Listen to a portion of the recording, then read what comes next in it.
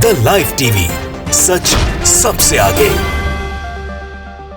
नमस्कार, मैं हूं रंजीत झा और आप देख रहे हैं द लाइव टीवी। मणिपुर हिंसा को लेकर बड़ी खबर सामने आ रही है।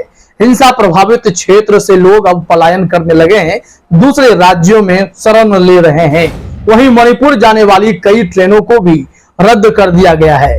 स्थिति वहां बेकाबू हो रही है, सरकारों पर भी गंभीर सवाल खड़े हो रहे हैं।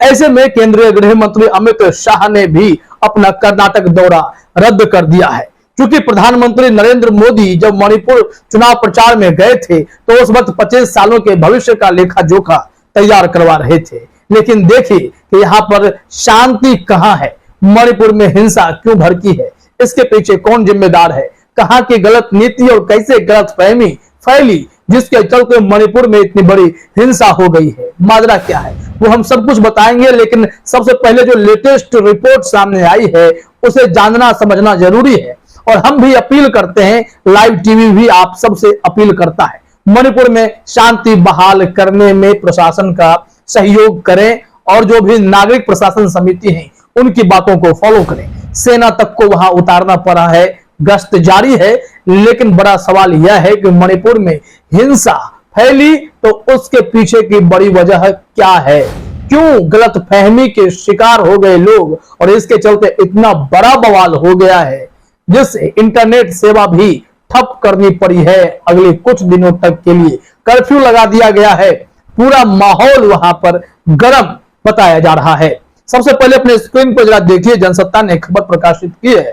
हेडलाइन में ही लिखा हुआ है, मणिपुर वायलेंस, मणिपुर जाने वाली ट्रेनें रद्द, हिंसा से प्रभावित लोगों ने असम में ली शरण, अरुणाचल सरकार भी एक्टिव। यहां तक सिर्फ अरुणाचल सरकार की ही बात नहीं है, असम की सरकार भी एक्टिव हुई है। हर कोई यह कोशिश कर रहा है कि मणिपुर में शांति स्थापित हो। असम की सरकार ने भी कहा है कि जहां तक जरूरत होगी हम मदद करेंगे। मणिपुर में अलग अलग राज्यों के छात्र भी फंसे हुए हैं। दरअसल जब छात्र ने ही विरोध मार्च बुलाया था उसके बाद छात्र संगठन को लेकर ही यहाँ पर बवाल बढ़ा है। आगे मैतेई समुदाय से पूरा मामला जुड़ जाता है, वो भी हम आपको बताने वाले हैं। लेकिन इसमें अपडेट क्या है जरा अपने स्क्रीन पर आप देखिए।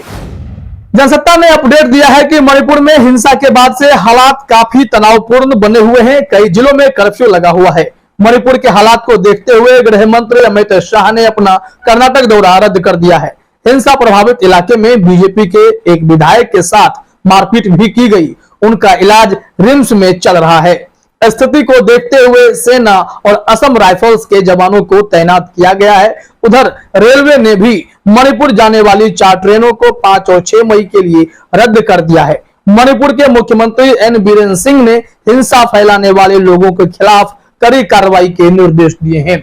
उन्होंने तो अपील की है कि कुछ गलत फहमी के चलते ही ये समुदाय भड़क उठे हैं, ऐसे में हिंसा फैल गई है, कृपया ऐसा ना करें।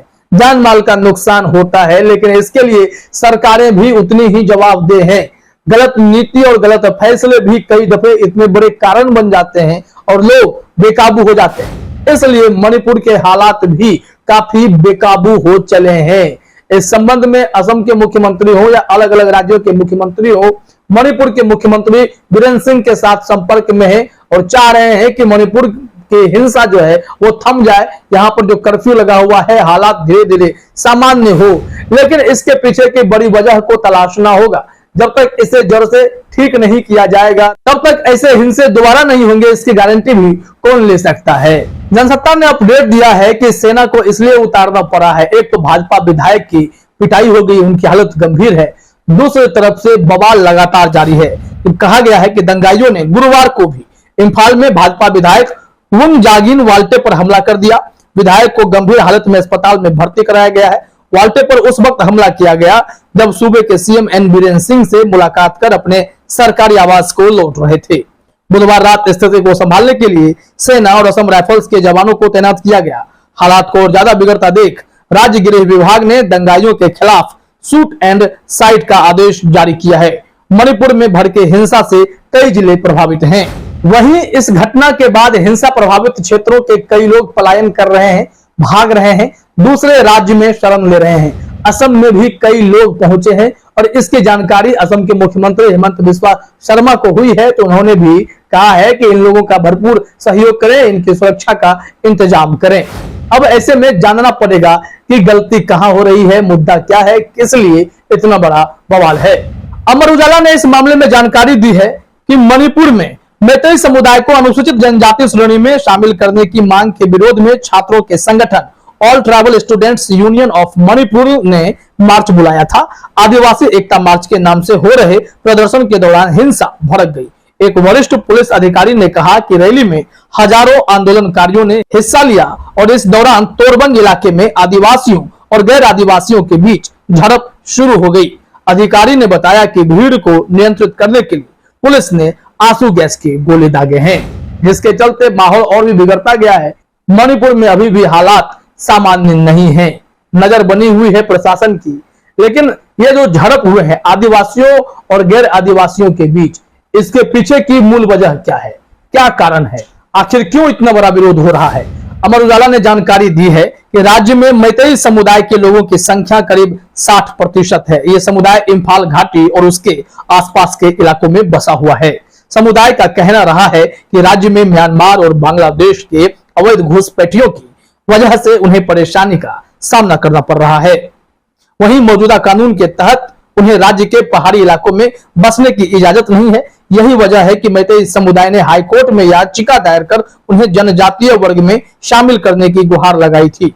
अदालत में याचिकाकर्ता ने कहा कि 1949 में मणिपुर की रियासत के भारत संघ में विलय से पहले मैतेई समुदाय को एक जनजाति के रूप में मान्यता थी और इसके बाद हाईकोर्ट ने जो फैसला दिया वहीं से यह पूरा बवाल शुरू हो गया है। अब आदिवासियों को यह लगता है कि इस तरीके से अगर जो जनजाति ये भी बन जाएंगे तो उनके जमीनें हड़प ली जाएंगी। देखिए जानकारी दी गई है कि इस याचिका पर बीते 19 अप्रैल को हाईकोर्ट ने अपना फैसला सुनाया। इसमें कहा गया कि सरकार को मैतेई समुदाय को जनजातीय वर्ग में शामिल करने पर विचार करना चाहिए। साथ ही हाईकोर्ट ने राज्य सरकार को इसके लिए 4 हफ्ते का समय दिया। अब इसी फैसले का विरोध मणिपुर में हिंसा के रूप में दिखाई पड़ रही है। इतना बड़ा बवाल वहां पर खड़ा हो गया है। ऐसे में इसे सही ढंग से देखा जाए तो कुल मिलाकर मामला बिल्कुल नीतिगत है। मैतेई समुदाय की मांग है कि उन्हें कई जगहों पर जाने पर प्रतिबंध है, उन्हें घुसने नहीं दिया जाता, वो वहां बस नहीं सकते हैं। तो ऐसे